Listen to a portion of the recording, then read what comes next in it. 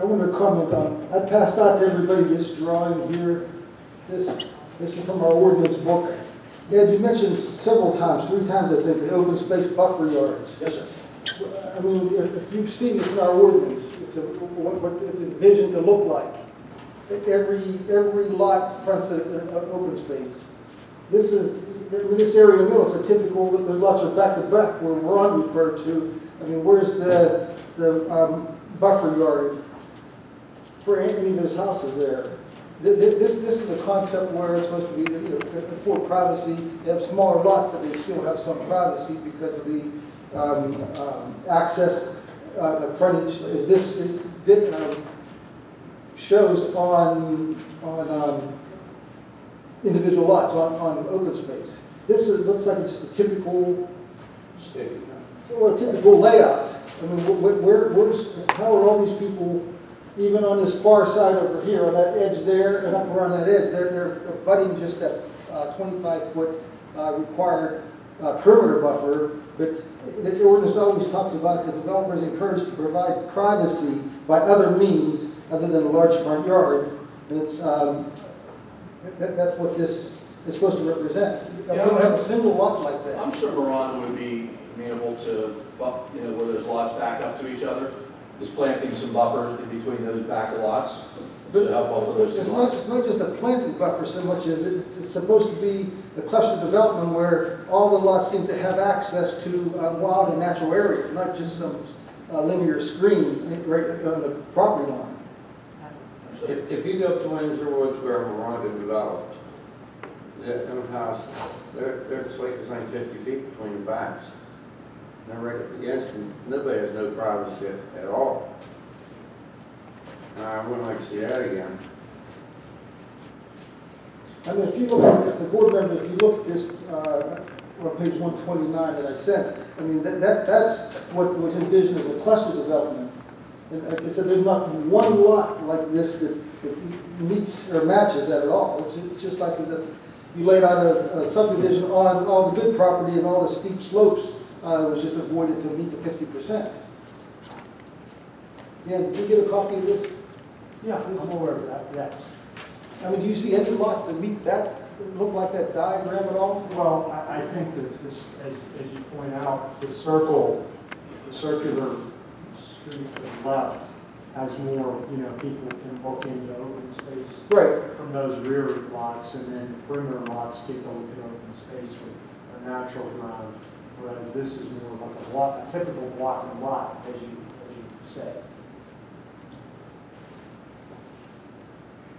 Was any consideration given to what we envisioned as a cluster development? I was here when the township adopted it. We had experts come in and help us put the cluster development together when the ordinance was first written. And it was geared towards privacy to help the developer be creative and use smaller lots, but to still afford them the ability to have wide open spaces at their houses. Yeah, it's difficult in that portion you were just referring to because the streams and the wetlands on the top portion of the site, we can't really push it and open it up, that interior as much.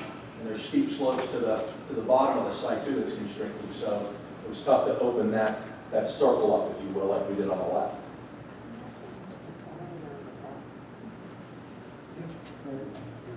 How far is it between the lots? I believe each lot is 160 some feet deep.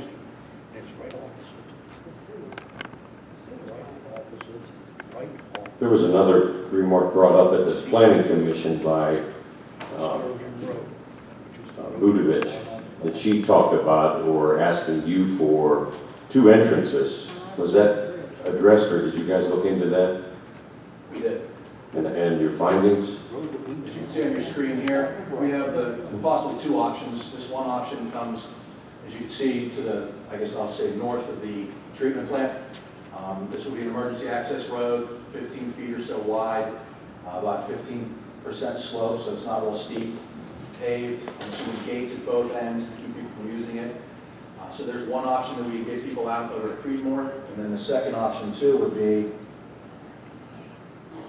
and this is kind of tough to see here, but this entrance would be 30 feet or so wide, so 3 lanes wide up to the first intersection. So it's wider than the typical typical street. And this is if one of the lanes was shut down, or a couple of lanes were shut down, there'd be room enough because it would be wide enough to skirt by. So those were two options that we thought of for emergency accesses.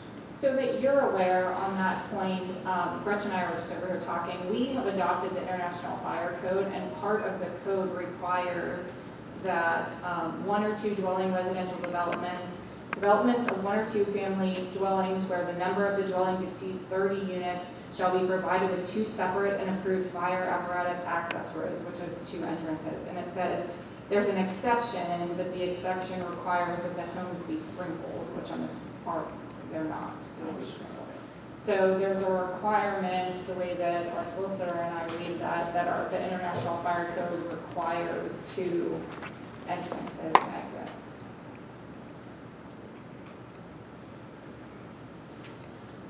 You're going to address that yet? Other than what we have here, I have no other comment on what our thoughts were on getting emergency access in and out, a second entrance. So just so that you're aware in the future planning of it, Sure. it is required. Yeah, I mean, we can't get to the back, I believe that's Napoli back there. Is that the name of the street? North of Napoli. We said we have black property to get to that point. And then to get out on the other side of Reissing Road, it's just the topography is too steep, so it's a challenge to get two ways in and out. One other thing, it's the cluster development subdivision provisions will accomplish the township's goals and objectives by providing flexible development options in those areas where standard rectilinear development patterns are not suitable due to physical conditions. So you have physical conditions, and it seems like you went back to just a typical PRD rather than trying to accomplish what the goal was.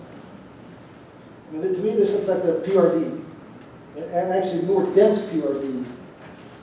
Is there a reason that you chose cluster over PRD? You can't do a PRD in R1. Yeah, you can. You have to request the zoning change to R2 to get to ask for a PRD.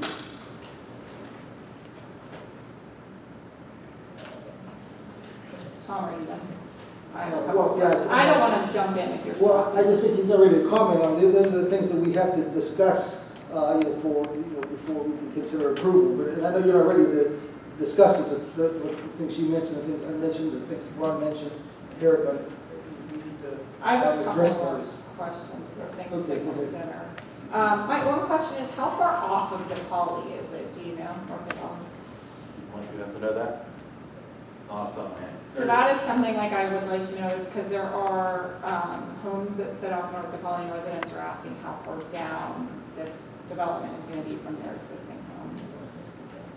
And then the traffic study, that is a serious concern for me. I drive Reissing because that's the area that I live, where that turn is under the railroad tracks. So I am curious when that you expect that traffic study to be completed, because that would be something that needs to be seriously considered, before approval can be given by this board. I don't know at this time.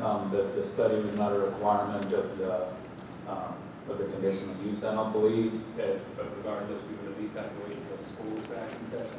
Okay. So, The at condition, the very earliest, it would the be. condition use also says there's listed conditions that are express criteria and standards, plus any other conditions that the board has to apply. So I mean, it might not have been a written condition, but as you mentioned, it's something that, it's a condition that's, we're going to have. So. Yeah, I- you could make it a condition. But I think just that- coming into this meeting tonight, we haven't been authorized to do the study, and a big part of that is because since it's been scoped, school has been out of session, and Right. that is requiring that we don't do a study until school is back in session.